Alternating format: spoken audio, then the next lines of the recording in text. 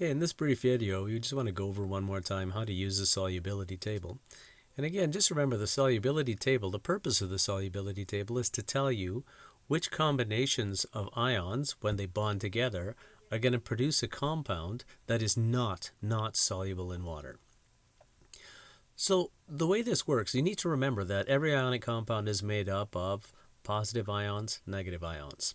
So let's take a look at a couple of examples involving this second column. This second column, which second column of the table, which focuses on the fluoride ion. Again, remember when fluorine has got a charge, we call it the fluoride ion. What this table tells me is that most of the time, when I form an ionic compound with fluoride as the negative ion, most of the other positive ions are going to combine with fluoride to form a solid that is pretty soluble in water. And what I mean by soluble in water is if I take a crystal, a solid sample of that compound, and I put it in water, it's going to dissolve. So for example, if I take sodium fluoride, there's an ionic compound. Fluorine again is the -1, sodium is a +1. If I take that solid and I throw it in water, it is going to be soluble. Soluble means it's going to dissolve in water, okay? And another way that I can communicate that is I can put aqueous, which means that if I put it in water, it will disappear. The solid will break apart into its ions. It's called dissociation. There are some combinations, however, of ionic compounds that if I put them in water, they're not going to dissolve. All right? They're going to remain as a solid. We call those slightly soluble, so they remain as a solid. So for example, if I had lithium fluoride, LiF, if I were to put that in water, I get some solid lithium fluoride, and I throw that in water, it's not going to dissolve because it's at this bottom portion of the table. Any combinations in this bottom section of the table here are going to be solid when I throw them in water. They're not going to dissolve. Combinations up here, on the other hand, are going to dissolve, and we're going to say those are aqueous.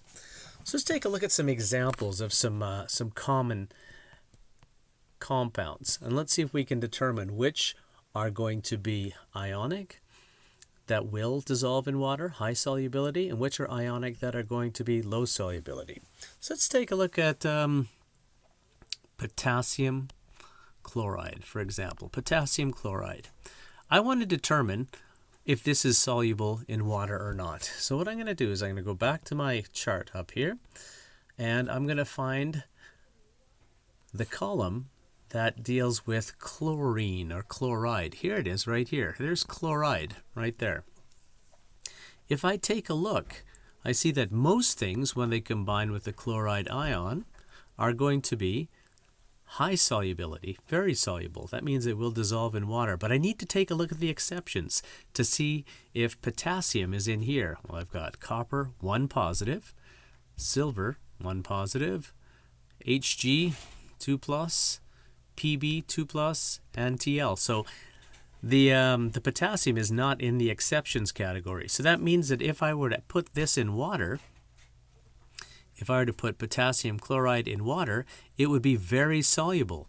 And if that is the case, I would write it as an aqueous solution. And again, what we're going to talk about a little bit later on is high solubility ionic compounds, what they do when they're in water, and that's all this means. It's in water. What they do when they're in water is they break apart into the ions. You'll have potassium ions and chloride ions. So basically what the water does is it pulls apart just the high solubility ionic compounds. Let's take a look at another example of a compound and use this table to determine whether it's going to be high or low solubility. So let's take a look at something like calcium sulfate. All right, I want to determine what happens to calcium sulfate when I put it in water. Is it going to be high solubility, or is it going to be a solid? Is it going to remain as a solid? So calcium sulfate. Well, let's take a look at our table again. Now we have to take a look, and oh, here's a column that has sulfate. So I'm going to focus on this column. It says that most things, when they combine with sulfate, so sodium sulfate, for example, would be high solubility. That'll dissolve in water. They'll dissolve in water very easily. There are some exceptions, however, and I need to take a look at the exceptions, and I see that calcium, when it combines with sulfate, it's an ionic compound. It's solid. So if I were to stick this in water, calcium sulfate, if I were to put that in water, add water to it, this is what would happen. The calcium sulfate would stay as a solid. You'd still have water there because you're not removing water, so you're not going to have anything, any chemical reaction. The calcium sulfate is going to stay as a solid. So these solids that remain in solution, if they form as a result of a chemical reaction, mixing two ionic solutions together, and you get a solid forming, that's called a precipitate. A precipitate is simply a solid that forms during a chemical reaction that does not dissolve in water.